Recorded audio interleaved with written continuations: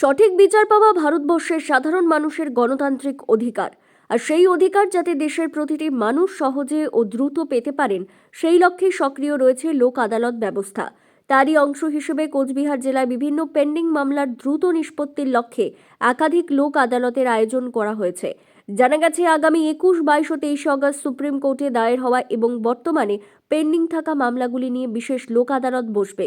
মামলার উভয় পক্ষ উপস্থিত হয়ে যদি সমঝোতার মাধ্যমে নিষ্পত্তি চান তাহলে সেই প্রক্রিয়া সম্পন্ন করা হবে। এরপর সুপ্রিম কোর্ট চূড়ান্তভাবে মামলার নিষ্পত্তি করবে বলে জানানো হয়েছে।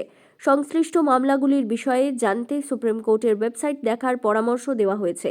পাশাপাশি মামলাকারীদের কাছে নোটিশও পাঠানো হবে এবং তাদের লোক আদালতের সঙ্গে যোগাযোগ করার আবেদন জানানো হবে। এছাড়াও আগামী 18 জুলাই চেক বাউন্স সংক্রান্ত পেন্ডিং মামলাগুলি নিয়ে একদিনের বিশেষ লোক আদালতের আয়োজন করা হয়েছে।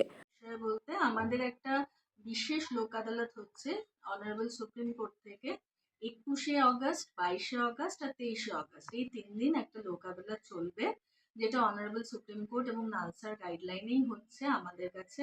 সেটাতে সমস্ত সুপ্রিম কোর্টে কোচবিহার জেলার যে মানুষ সুপ্রিম কোর্টে মামলা করেছেন তাদের হয়তো পেন্ডিং আছে অনেক দিন ধরে মামলা, সেই মামলাগুলো নিয়ে আমরা বসবো এবং ওনারা আমাদের কাছে এসে দুপক্ষ এসে যদি মামলার নিষ্পত্তি চান সেটা নিষ্পত্তি করা যাবে এবং তারপরে সুপ্রিম কোর্ট ফাইনালি সেই মামলা নিষ্পত্তি করে দেবেন।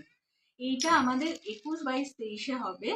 যদি কেউ ইচ্ছুক থাকেন এই সম্পর্কে জানার কিংবা কোনো রকম তাদের মামলা আছে সুপ্রিম কোর্টে, ওনারা সুপ্রিম কোর্টের ওয়েবসাইটে গিয়ে দেখতে পারেন এবং তাছাড়াও আমরা কিন্তু আমাদের তরফ থেকে নোটিশ পাঠাবো।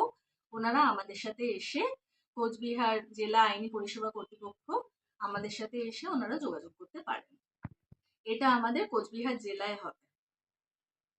ঠিক আছে। আর এছাড়াও আমাদের আরেকটা 18ই জুলাই যেটা নেগোশিয়েবল ইনস্ট্রুমেন্ট অ্যাক্ট, যেটা খুব সহজ ভাষায় আমাদের বলা হয় চেক বাউন্স মামলা, যেগুলো সেইগুলো নিয়ে একদিনের জন্য একটা লোক আদালত হবে। সেটার ডেট হচ্ছে 18ই জুলাই। সেটাতে যেসব মামলা কোর্টে পেন্ডিং আছে সেই মামলাগুলোকে এখানে একদিনের মধ্যে আনা হবে, সেই দিনকে ওই মামলাগুলো নিষ্পত্তি হতে পারে।